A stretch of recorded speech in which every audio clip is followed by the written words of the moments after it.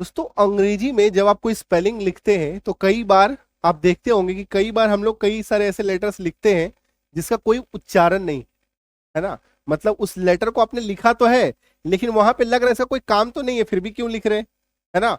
इनको हम लोग कहते हैं साइलेंट लेटर। मतलब वो वहां पे है तो सही लेकिन उसको पढ़ना नहीं है, उसका उच्चारण करना नहीं है। ठीक है, तो इन्हीं को कहते हैं हम लोग साइलेंट लेटर। ए से लेकर जेड तक कई सारे लेटर्स ऐसे हैं जो साइलेंट होते हैं। मैक्सिमम लेटर्स कहीं ना कहीं साइलेंट होते हैं। उनके नियम को अगर आप सीख जाएं तो ये जो कंफ्यूजन होता है कि आखिर उच्चारण कब करना है और कब नहीं करना है, मतलब पढ़ने में भी प्रॉब्लम, लिखने में भी प्रॉब्लम, ये प्रॉब्लम को अगर आप दूर करना चाहते हैं तो जितने भी साइलेंट लेटर हैं उन सभी के सेपरेट रूल्स को जरूर से जरूर सीख लेना है। तो कहां सीखेंगे? यहां सीखेंगे। आइए हम लोग साइलेंट लेटर को सीखते हैं। और आगे बढ़ने से पहले बप्पा को याद करेंगे, गणपति बप्पा मोरया, है ना। चलिए, इससे पहले साइलेंट लेटर का कई सारा क्लास आ चुका है ना। तो सारे साइलेंट लेटर, है ना, कई सारे साइलेंट लेटर ऐसे हैं। जैसे मान लीजिए ई है तो इसका 4-5 नियम है, ए है उसका भी 2-3 नियम है, बी है, हर किसी का अलग अलग 2-3-4-5 करके नियम होता है। ठीक है, तो मैं सारा नियम एक एक करके सिखाता जा रहा हूं, आप इसको कॉपी में अच्छे से नोट करते हुए चलिए, है ना, तभी आप इसको यूज कर पाएंगे। देखिए ई साइलेंट कब होता है, लिखिएगा। ई के तुरंत बाद अगर ए आर आए, ई के तुरंत बाद अगर ए आर आ जाता है किसी शब्द में तो ई का उच्चारण नहीं करना है, ई वहां पर साइलेंट होता है, ई वहां पर साइलेंट होता है। क्लियर है? ये देखो जैसे कि ई ए आर एल वाई, ठीक है, इसको हम लोग क्या पढ़ते हैं? अर्ली। इसको ईयरली तो नहीं बोलते, मतलब यहां पे ई का कोई काम नहीं है, मतलब यहां पे ई का कोई काम नहीं। ठीक है, से ई ए आर एन क्या पढ़ते हैं हम लोग? इसको अर्न। ई का कोई काम नहीं, इसको ईयर्न तो नहीं पढ़ना है। ठीक है, जैसे E A R T H L Y, earthly, earthly तो नहीं बोलते। आई बात समझ में? क्लियर हुआ? तो ई के तुरंत बाद अगर ए आर आए तो ई साइलेंट होता है। तो अभी यहां पे कई सारे लोगों के मन में कंफ्यूजन हो, तो सर फिर ई ए आर को क्यों क्या पढ़ेंगे? इसको तो ईयर पढ़ते हैं ना। तो ये देखो इसके बाद यहाँ पे कोई लेटर नहीं है ना भाई मेरे, इसके बाद इधर कोई लेटर है नहीं है ना, तो इसीलिए ये लॉजिक में ऐसे भी नहीं आता। दूसरा, ई आर को हम लोग इसमें नहीं रखेंगे। तो मतलब कहने का मतलब ये है कि इसके बाद लेटर्स आने चाहिए। जैसे ये देखो ईयर के बाद इधर लेटर्स है ना, इधर लेटर्स है ना, इधर लेटर है ना, तभी आपका ये नियम सक्सेसफुल होता है। मतलब इस तरह के शब्दों पे ये काम करेगा। क्लियर हो गया? कंफ्यूजन नहीं ना? आपके मन में कंफ्यूजन आने से पहले उसका आंसर आपको मिल जाएगा, है ना। मन में डाउट आने से पहले आपको मैं उत्तर दे दूंगा, इसलिए टेंशन नहीं लेना, है ना। कई बार लोगों को ऐसे लगता है सर ऑनलाइन क्लास में ना डाउट का बड़ा प्रॉब्लम होता है कि कंफ्यूजन आएगा, डाउट आएगा, कहाँ पूछेंगे, है ना। तो मेरा कोशिश ये होता है ना, इतना साल से पढ़ा रहे, इतना साल का अनुभव है, तो आपके मन में क्या डाउट आता है, किसी स्टूडेंट के मन में, किसी शिक्षार्थी के मन में क्या प्रश्न आ सकता है, क्या कंफ्यूजन आ सकता है, वो आपके मन में आने से पहले आपको बता दूंगा, है ना। फिर भी कई बार रह जाएगा, कमेंट कर दीजिएगा ना, आपके पास कमेंट बॉक्स है ना, ठीक है, कमेंट कीजिए।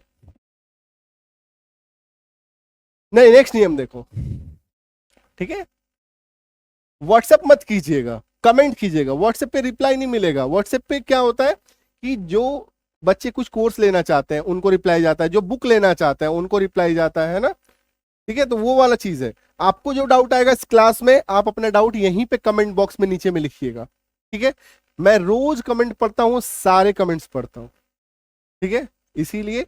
और मेरी टीम भी बैठी हुई है, वो भी देखते रहती है सारा कमेंट्स, वो सारा फिल्टर करके मेरे को बताती है, सर ये ऐसा है, बच्चों के ये डिमांड आ रहे हैं, इनका ये क्लॉज आ रहा है, ये डाउट आ रहा है, ये कंफ्यूजन आ रहा है, वो सारा चीज हमारे पास आता है।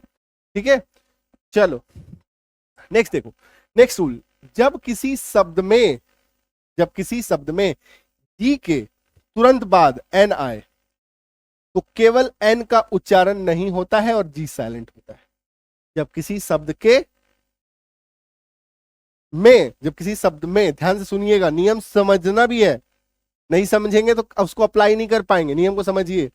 ये मैक्सिमम कब होगा? शब्द के लास्ट में। जब किसी, इसको आप ऐसे समझिए, जब किसी शब्द के लास्ट में, है ना, जब किसी शब्द के लास्ट में जीएन आए, जब किसी शब्द के लास्ट में जीएन आए, शब्द के लास्ट में, एकदम लास्ट में, है ना, तो यहां पे जी का उच्चारण नहीं करना, जी का उच्चारण नहीं करना।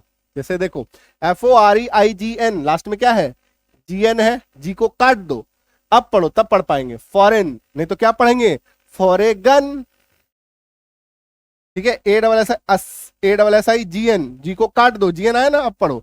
असाइन, CAMPAIGN, जी को काट दो, अब पढ़ो। कैंपेन, आई बात समझ में, है ना, आसानी से समझ में आया कि जब किसी शब्द के लास्ट में, इसको आप अलग से भी लिख लीजिएगा, हालांकि इसको भी लिख लीजिएगा तो ये भी आपको, इसमें क्या भाषा है, कंफ्यूजन मत होइएगा, आसान तरीके से मैंने बताया।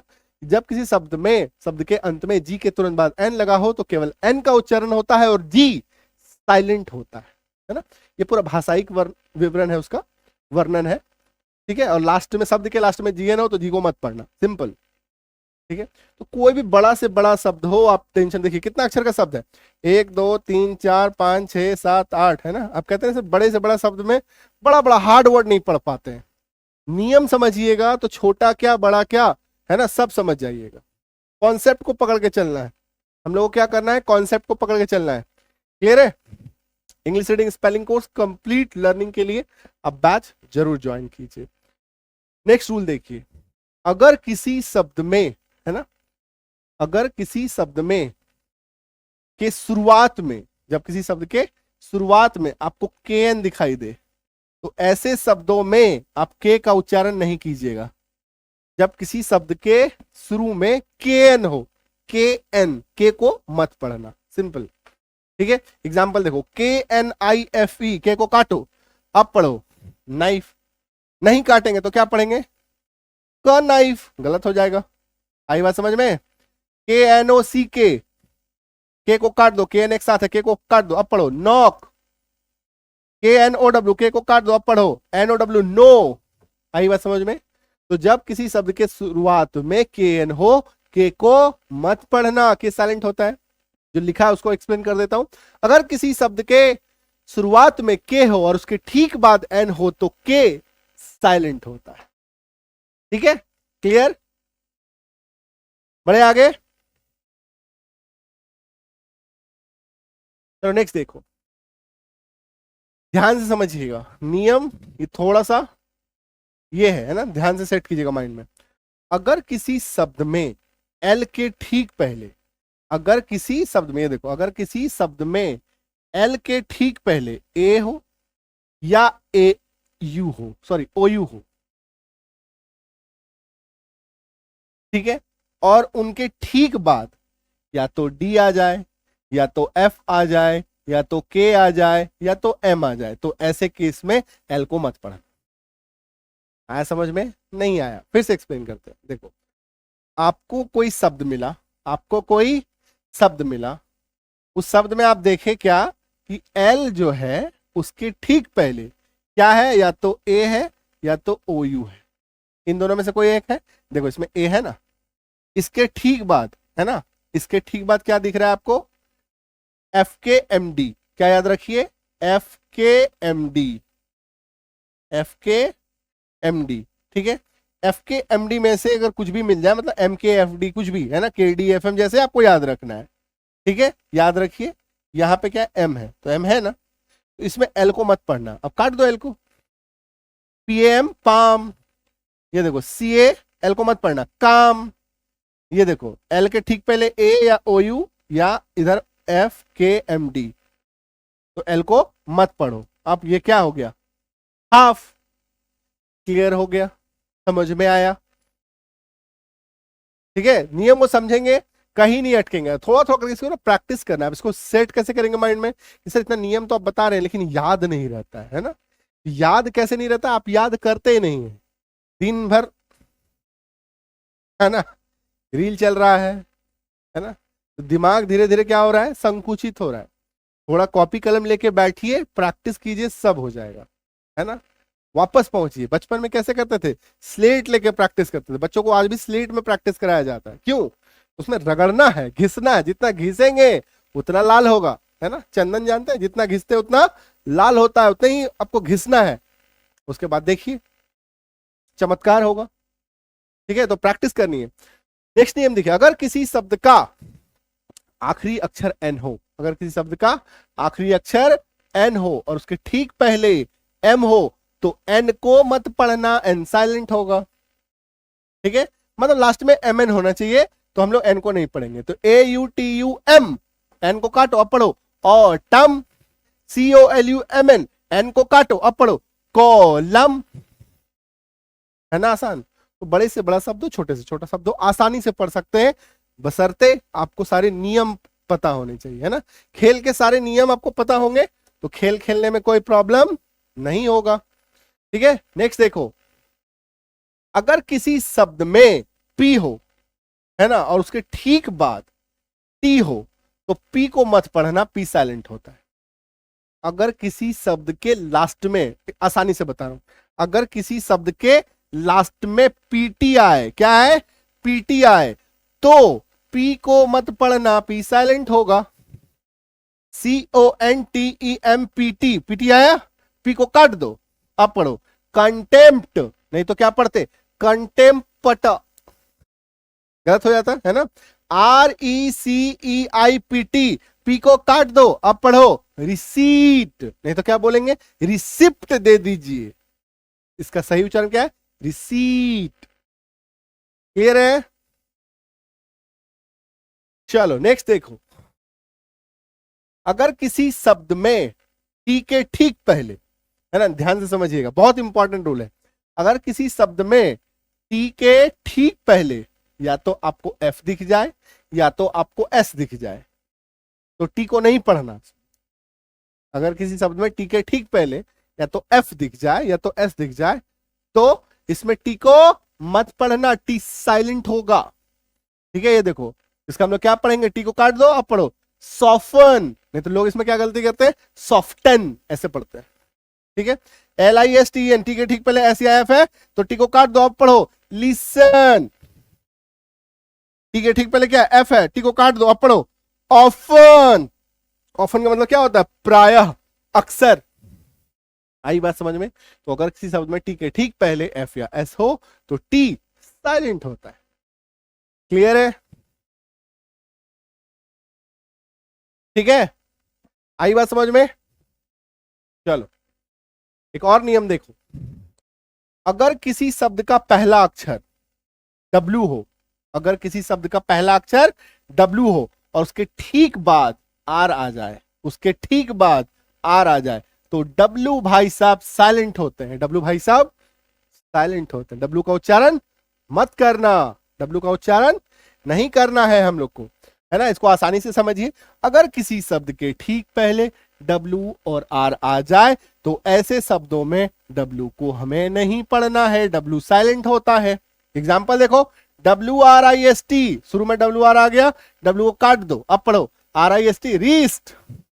WRONG, WR एक साथ है, W काट दो अब पढ़ो RONG, रॉन्ग। WRIT, है ना, WR एक साथ है, W काट दो अब पढ़ो RIT, राइट। आई बात समझ में, उच्चारण ठीक हो गया ना। नहीं तो अब इसको क्या पढ़ते, वरिष्ठ, वरोंग, वराइट ऐसे पढ़ते ना। ये देखो मिटा देंगे अभी, वही समझ में आएगा। देखो वरिष्ठ, वरोंग, वराइट। तो अगर आप नियम समझेंगे तो ही आप सही उच्चारण कर पाएंगे, सही उच्चारण कर पाएंगे तो ही आप सही स्पेलिंग लिख पाएंगे। क्लियर है। तो अंग्रेजी पढ़ने का कंप्लीट रीडिंग कोर्स करना चाहते हैं, इंग्लिश रीडिंग स्पेलिंग कोर्स, 2 दिन पहले बैच स्टार्ट हुआ है, मस्ट ज्वाइन, है ना, जरूर ज्वाइन कीजिए। कहां पे होगा ये कोर्स, संजीव किजानी एप्लीकेशन पे, संजीव किजानी एप्लीकेशन पे, सारा लिंक डिस्क्रिप्शन बॉक्स में है, व्हाट्सएप कर लेना, कुछ भी चाहिए हो ना, 9153773478 संजीव किजानी के नाम से सेव कर लो। वहां पे लिखिएगा मुझे एप्लीकेशन का लिंक भेज दीजिए, मुझे किताब की लिंक भेज दीजिए, जो भी आप बोलिएगा वहां पे आपको टीम जो है आपको हेल्प करेगी। क्लियर है। 2 बैच एक साथ स्टार्ट हुआ है, अंग्रेजी समझने का कोर्स, अंग्रेजी पढ़ने का कोर्स। ठीक है, दोनों एक साथ भी ज्वाइन कर सकते हैं, अलग अलग भी ज्वाइन कर सकते हैं। 45 दिन आपको देने हैं मुझे, 45 दिन, 45 घंटे अपने जिंदगी से 45 घंटा निकालिए, मुझे दे दीजिए, मैं आपको हर चीज सिखा दूंगा। दैट्स इट, सिंपल है ना। हर दिन 1 घंटे का क्लास होगा, सभी क्लास का PDF मिलेगा, 1 साल का वैलिडिटी मिलेगा, डाउट सपोर्ट मिलेगा, टेक्स्ट सपोर्ट मिलेगा, सारा सपोर्ट हमारे साइड से रहेगा, तो टेंशन नहीं लेना है। ठीक है। किताब चाहिए SK स्टोर पे भी जाकर के ले सकते हैं, एप्लीकेशन में, अमेजोन पे सीधा सीधा संजीव किजानी सर्च कीजिए, वहां पे मिल जाएगा। इस नंबर पे व्हाट्सएप करके लिंक मंगा लीजिए, डिस्क्रिप्शन बॉक्स में लिंक मिल जाएगा, फेसबुक में बायो में लिंक मिल जाएगा, इंस्टाग्राम पे देखते हैं इंस्टाग्राम के बायो में लिंक मिल जाएगा, हर जगह लिंक है ना। गूगल पे भी लिखिएगा संजीव किजानी इंग्लिश बुक, वहां से भी आपको मिल जाएगा। ठीक है, चलो क्लियर है, समझ में आया, कैसा लगा, नियम कैसा आया लगा, है ना, यूनिक, समझ में आया, मजा आया, है ना। अगर आपको क्लास अच्छा लगा है तो किसको शेयर करना है, जिनको आप प्यार मोहब्बत करते हैं, या आपको जो प्यार मोहब्बत करते हैं उनके बीच क्लास को शेयर कीजिए। नए वाले सब्सक्राइब कीजिए, पुराने वाले शेयर कीजिए, लाइक कीजिए। ठीक है, चलिए मिलते हैं अगले क्लास में। Thank you so much, all the best, happy learning.